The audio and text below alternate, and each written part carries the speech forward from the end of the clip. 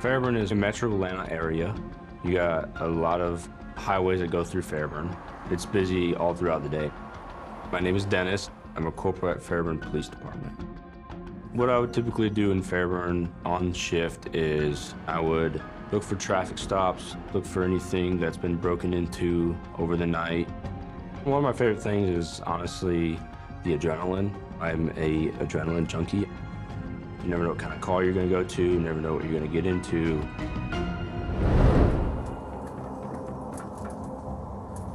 Around 11:30 a.m., I received an alert of a stolen vehicle in the city of Fairburn. I remember hearing the call come out over the radio.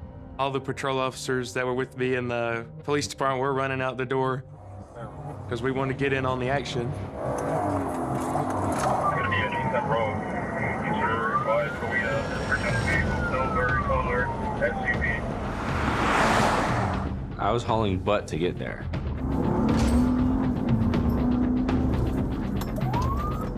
Just to get to the area, I was doing 100.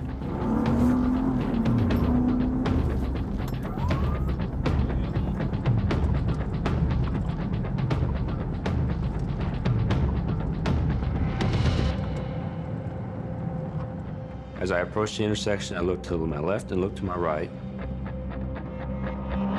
As I looked to my left, I located the vehicle that I matched what the alert said. I could see that there was 2 people in there that I knew of for sure. I didn't want them to know that I knew that their car was stolen. So what I did was I went to the next street and I turned around.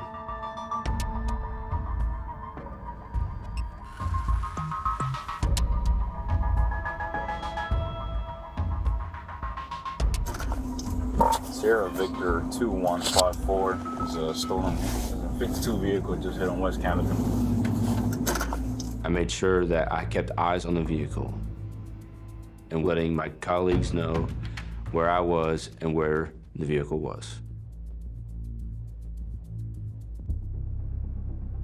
It was relatively close to the police department. We came out of the parking lot. We had made a left onto a 4-lane highway and started to go through downtown area. Where's it located? The vehicle is going to be the first one in line to go on this green light. Occupied. There's always strength in numbers, and that was just the game plan there. The more officers we could have there to trap the car in, the better chance we had of stopping a pursuit. Pacheco was approaching northbound on Highway 29, and then Captain Israel was on West Campbellton facing east. And Van Leeuwen, he actually came on Highway 29.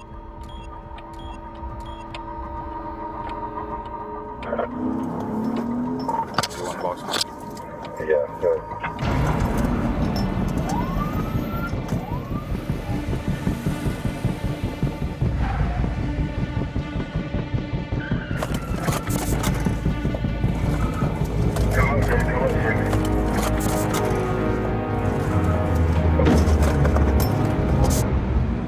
Van Leeuwen pulled forward in front of the vehicle, to which then I pulled forward as well. I thought for sure we had him. The car started to go in reverse, and I said, here we go. Officer Pacheco immediately put his vehicle back in drive, trying to make sure the driver couldn't go forward again. But the suspect pushed his car out of the way and went up onto the sidewalk. The passenger was on the rear passenger side. I saw him get out of the vehicle. He took off running.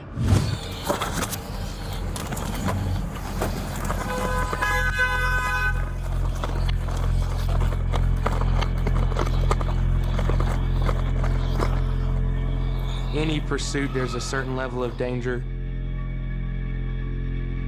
You just never know what dangers are there.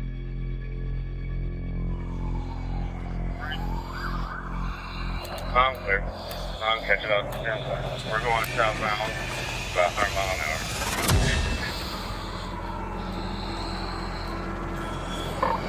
If there's any units still around the downtown area.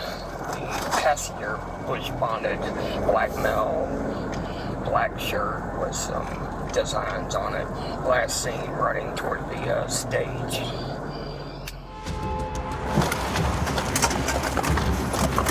So I jumped the sidewalk with the patrol vehicle, but I wasn't quick enough, and he got on by me, and the driver continued to accelerate at a high rate of speed. My main concern, of course, was public safety. Got to get back up to him and make sure he doesn't kill somebody.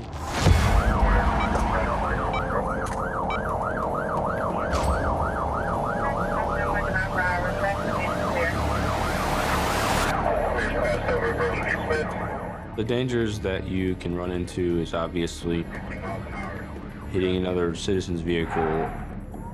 You have to pay attention and trying to assure that I'm not going to hurt anybody.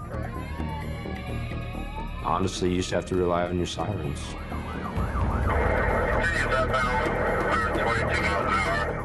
Going south on Highway 29, our speeds were well above 100. If you hit another vehicle going that fast, the likelihood of a fatality it's there. It's a very real possibility. There was so much risk involved. I'm catching up. We're going southbound. While I was attempting to catch up to the vehicle, I just breathe and I tell myself to calm down, relax, look around me, be aware of my surroundings. Sometimes I do try to drive very recklessly to try to get us to cancel chasing them. We have to stop this driver before they strike somebody head on. I got radio traffic. Person south of Roosevelt. The vehicle already had damage to it. There are things falling off of the car, so I had to avoid those. There was a lot of dust. We have a landfill in our small country town, and the trucks were coming out at that time of day, and there was a lot of dust. And at one point, we were doing good just to see each other's vehicles. We're passing Bishop Road. Vehicles driving the medium. Person using the oncoming lanes. The cars had to duck and weave and go into opposite lanes of travel themselves to avoid being struck. I got radio traffic. 144, heading north. Person south of Roosevelt. Speed's going to be 139. I think the driver was honestly just trying to get me to cancel the chase and be very reckless. But due to how clear the roadway was and traffic, I was able to continue.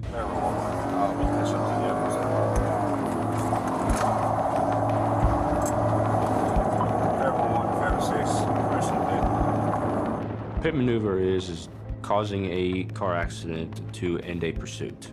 I was very excited to do the pit because it was going to be my first one, but I also had to assure that I didn't hurt anybody else. Take him out, take him out, take him out. Setting up the pit, right side, right side. Due to the suspect being erratic and very reckless, I was not able to safely do a successful pit. I wasn't upset or anything, it just it has to be right, because I don't want to mess up or injure anybody else. He went on the opposite side of the road and was traveling head-on into traffic.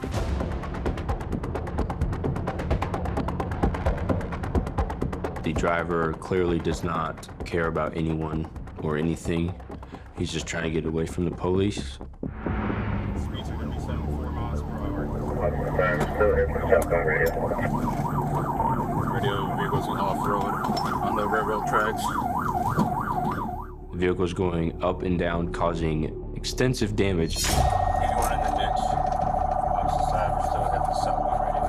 I thought the vehicle was going to be disabled, to which then the driver was going to be running on foot. It's going to be 2 occupied, 1 male, 1 female. At the moment, the only people in danger are the people inside that stolen vehicle. So I took the opportunity to shoot ahead and block off traffic so no other citizens would be in danger. On the railroad tracks. Speed is on the railroad tracks. That road. How many units y'all got in? Copy that, my baby. We got 3 at the railroad.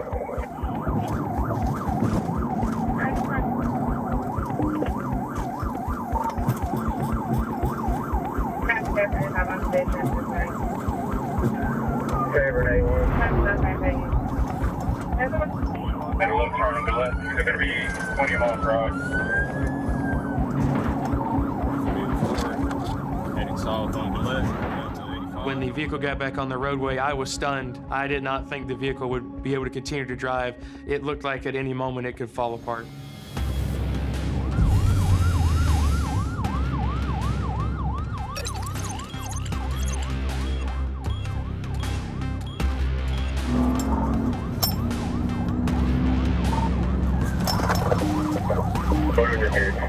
The next goal to stop the pursuit was just wait for an opportunity to safely conduct a pit maneuver.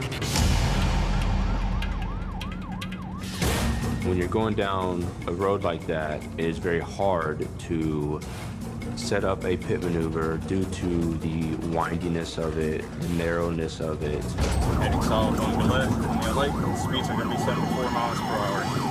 Speeds on those country roads in those 35-mile-per-hour zones would have been dangerous. You wouldn't be able to see oncoming traffic around those curves or bends while trying to execute that maneuver.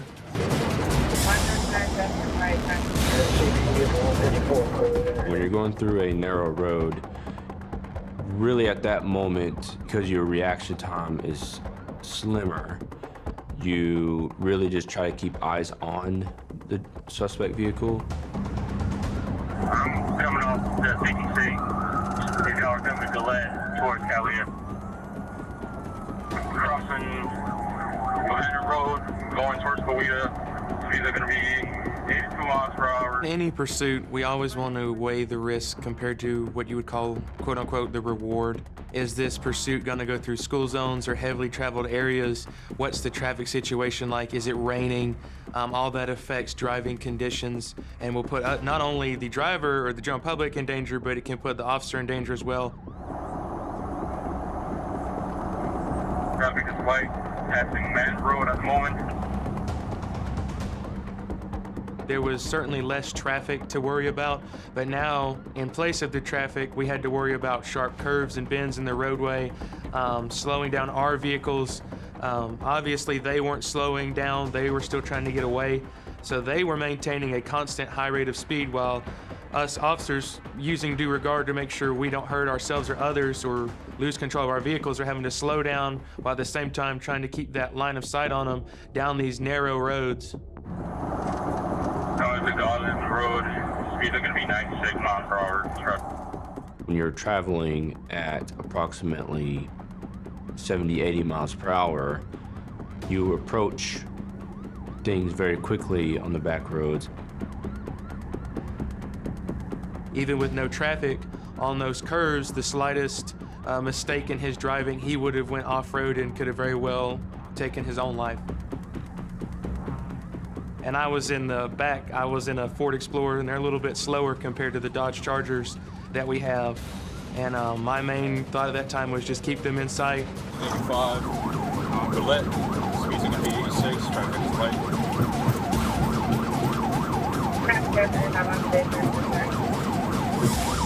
Speeds are going to be 46, traffic is light. I was going to attempt a pit maneuver. I thought the driver was going to turn left. Right on Collinsburg, right on Collinsburg. However, the driver decided to take a right, so I was unable to make contact.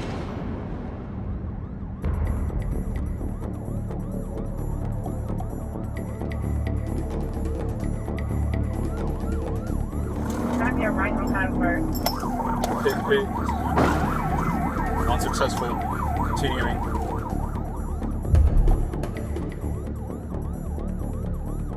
The initial contact on the vehicle, it was not enough.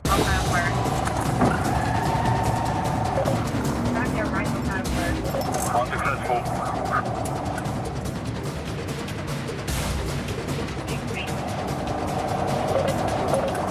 Palmetto Pine Road, left on Collinsworth. Clear for pit.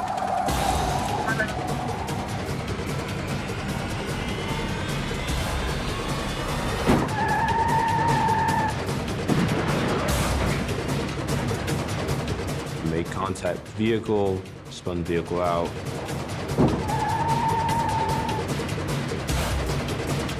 Vehicle went into the ditch.